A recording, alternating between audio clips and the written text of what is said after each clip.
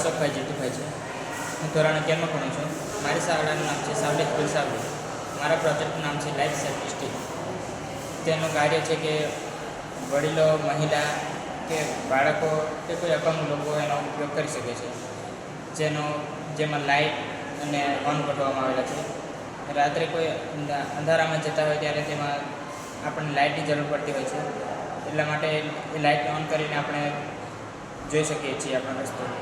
અને એમાં જે હોર્ન છે એ હોર્ન વગાડવાથી આપણા કોઈ રસ્તામાં કોઈ જનાવર સામે મળી આવે તો તેને આપણે ભગાડી શકાય છે.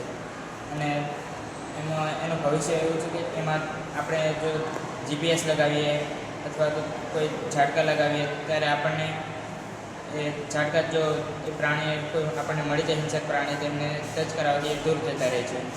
જેથી આપણે આપણા પર એ હુમલો ન કરી શકીએ અને આપણે એના હુમલાથી બચી શકીએ છીએ.